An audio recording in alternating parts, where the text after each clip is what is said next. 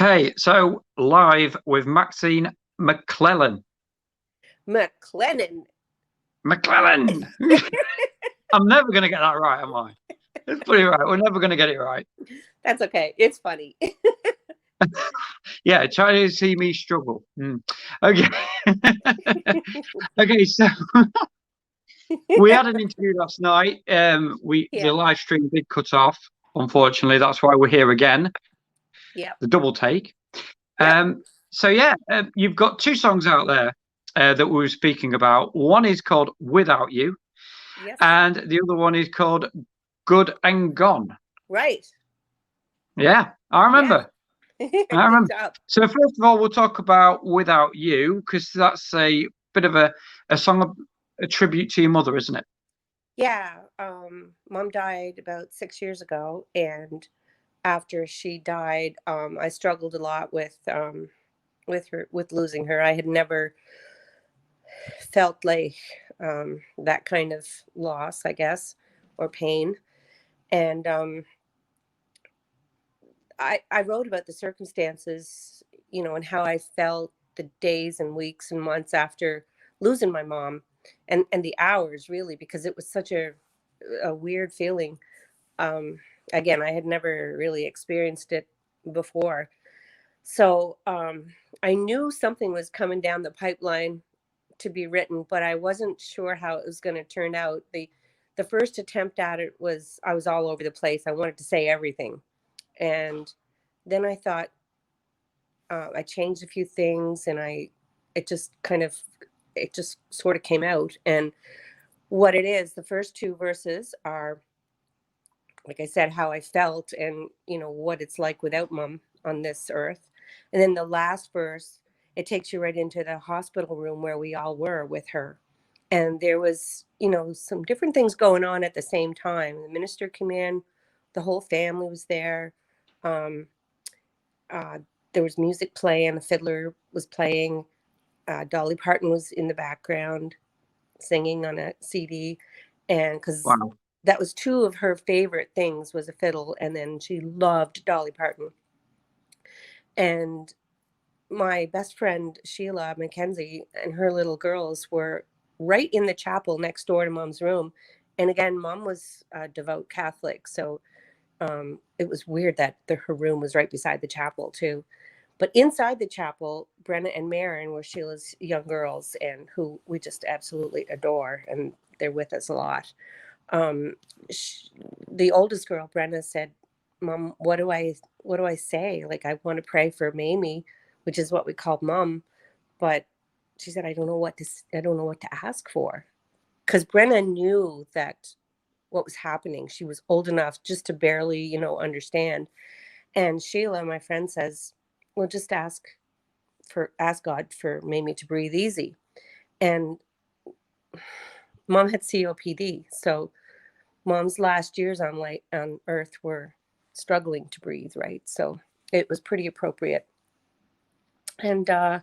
just as all that stuff was happening, mom passed away.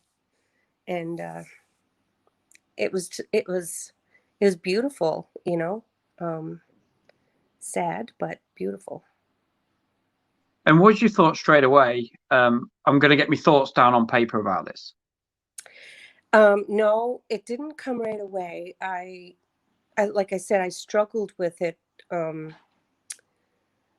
for it probably took me a couple of months before I put anything to paper. And I was playing around with different things that mom was involved in. Like, she loved to go to the ball fields and yell at everybody, cheer them on, kind of thing.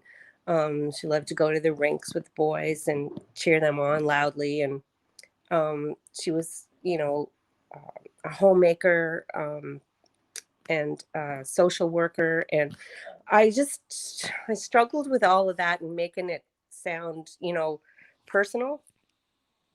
So Yeah. I kind of, I don't know, this just kind of flowed out, this song. And um, I was pretty happy with how it turned out, for myself. But it seems to be affecting a lot of people. So I'm happy that people can relate to it. because And that's you're very are you very spiritual as well? Do you feel her around you? I do every day. Yep, every day. I have a lot of things in the house that remind me of mom. I have a lot of pictures, and I have her rosaries. I have 3 or 4 of those. And my daughter, one Mother's Day, she had this painting done of mom when she was in the hospital, and it was a painting from a picture, and she gave it to me for Mother's Day, a couple of years after mom passed. And I'm telling you, it's the most beautiful thing that I've ever seen. It really captured mom. That's what you want to happen, though, isn't it? Yeah. Yep. Yep. It's yeah. And so And when is that the first song? Is that the first song that you wrote as well? No. Because this is the first one that that's come out, isn't it? Yes. So I released the album, or I put out the album in 20 oh my gosh, 2016, I think. Yeah. And then the following year, I was in a horrific car crash. I was nearly killed in a head-on collision. And I didn't get to really promote the album very much after that, because I was in recovery for a long, long, long time. And so now I'm just sort of, this is all, it's kind of taken like another life to it, right? A second chance or whatever. Yeah. Yeah. And this, like you said last night, this is all you wanted to do, isn't it? Music, get a song out there. Yep. I've waited all my life for this to happen. And, for people to recognize my music, and to like it, and to have it played on the radio, and just have my efforts, what's the right word I'm looking for? Just have my efforts, I guess, not honored, but Acknowledged and pardon? acknowledged. Yes, Acknowledged. acknowledged. Yeah, acknowledged. Yeah. Yep, that's it. And I want to leave something behind, and for people, and I think that music is it for me. And I can tell in the way that you're speaking as well, it's very you're very passionate and emotional about it all. Yeah. You was approached by a label, wasn't you? Sorry. You was Yes. approached. Yes. I'm on the Country Roads music label based out of Atlanta, Georgia. They kind of came to so I was doing a lot of live shows during the lockdown, and a lot of people were attending the shows, and then I'd see the views afterwards, and there was like, some shows were getting 5 to 10,000 views, and I just kept doing it, and selling CDs from my home, mailing them out when people would ask for them. And I got approached one night by this girl. Her name was Maya Gentry, and she said she was related to one of the guys in Alabama, Ted Gentry, maybe Ted Gentry. I thought you were going to say Bobby. Then I was like, Bobby Gentry. Yeah. No, no. Alabama is really a super power country group. Like they were huge for years, and in the States and all over the world. But she said she was related to him, and I was like, we're kind of like, you can say whatever you want on behind a computer, but is it really true?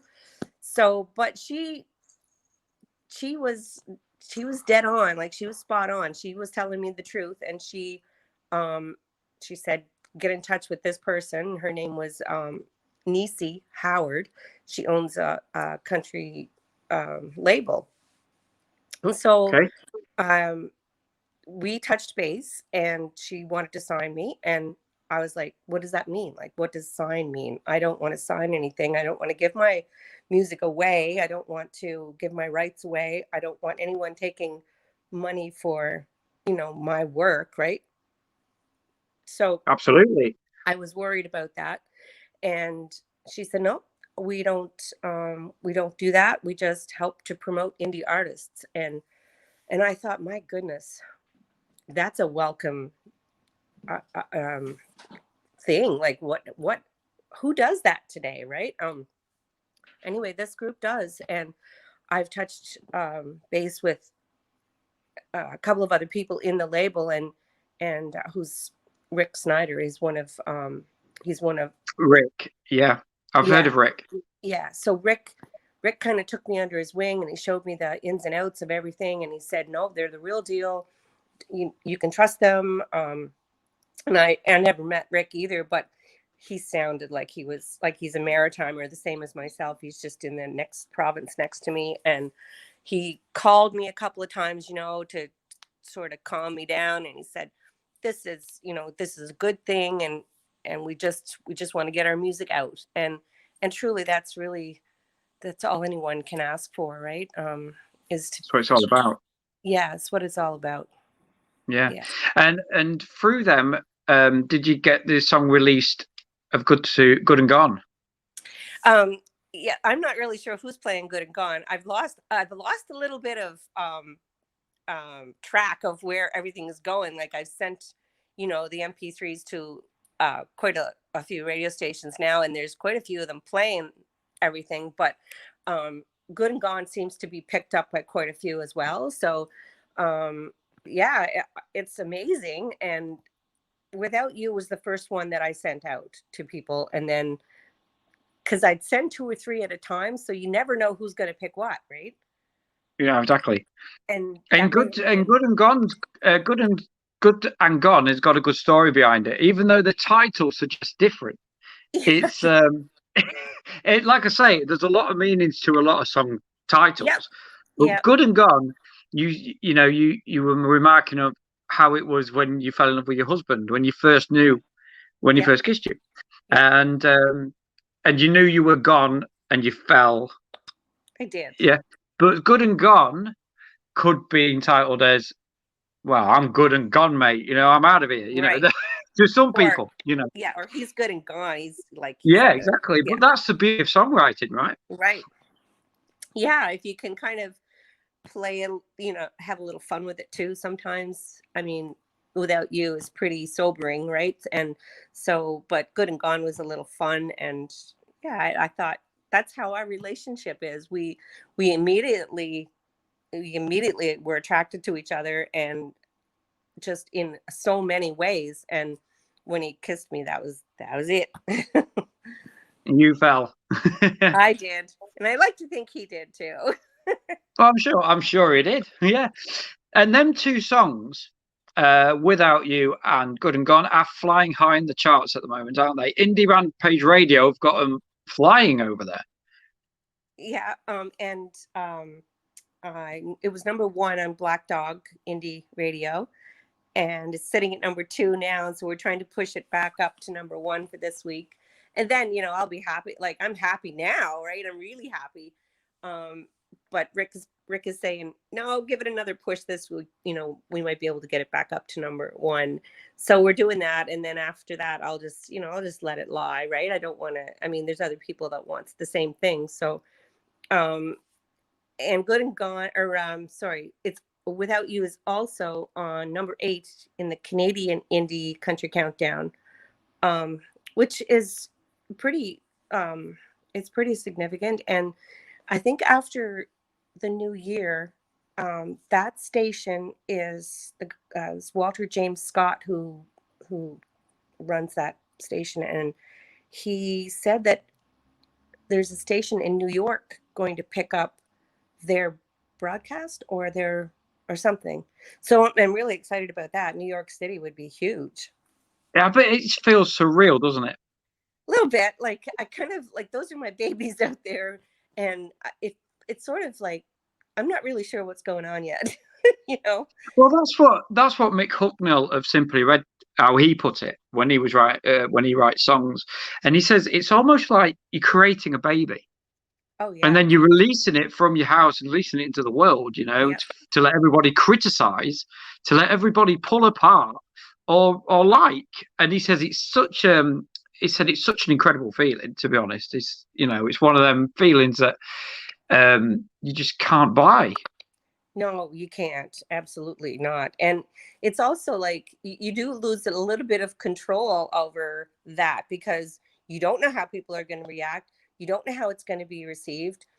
And then when you, as you say, get acknowledged in a positive way, it's so overwhelming. It's like you're like, finally, like somebody Yeah, sees the same things that I think, or feels, or it's like, see, I knew it kind of thing, right? you knew you had it. Yeah.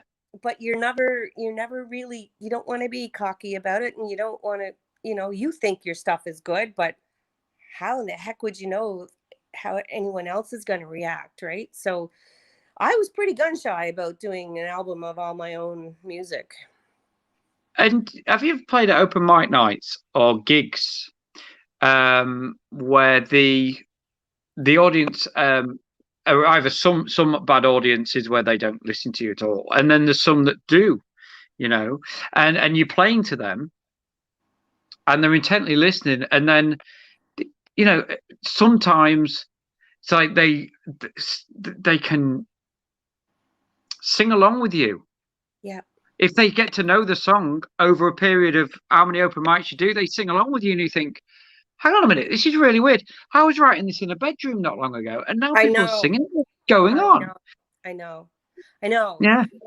I sing in a band called Treble with Girls, and there's a guy and three girls in the band. And we did a series of concerts for our main hospital here in PEI, and a portion of the proceeds would go to the hospital.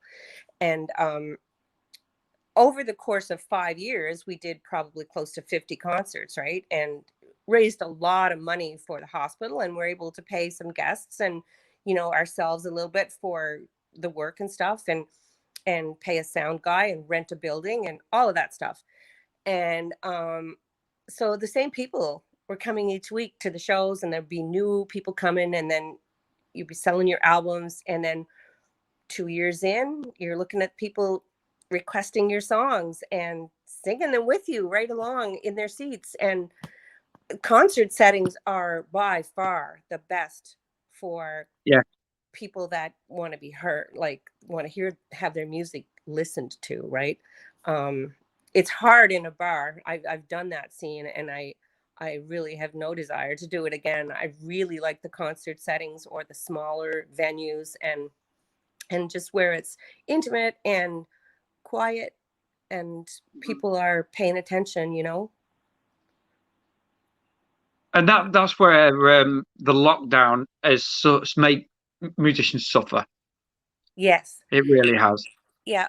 But um there's good things that have come out of it as well. Like there's been some online venues set up where, and I'm Yes. thinking of the Ultimate Online Nova Scotia Kitchen Party, where there's almost 300,000 members.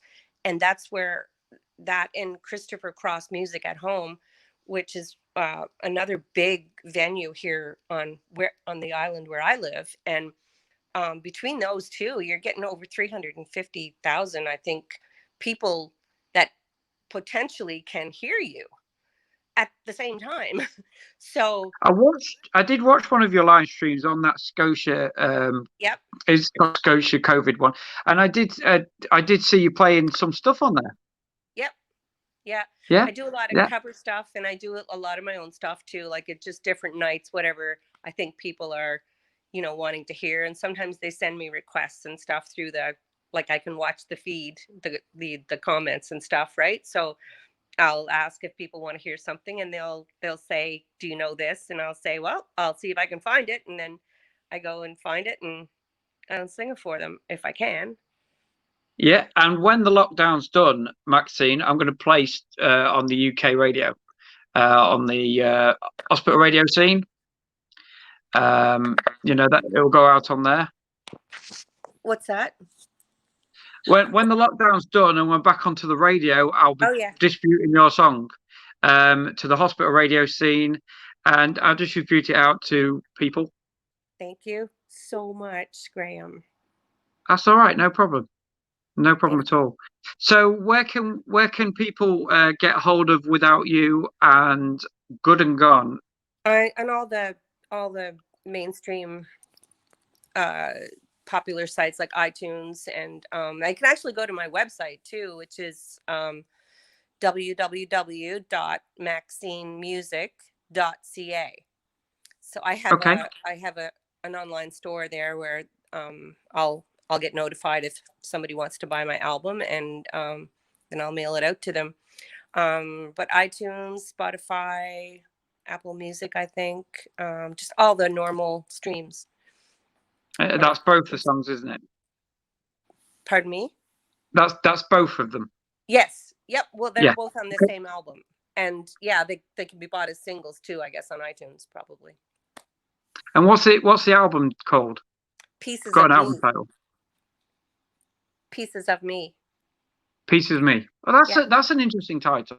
Well, they're pieces of me. Every song is a piece of me. So that's what I called it. And the title song or the title track I wrote about my friend Bernie Wood.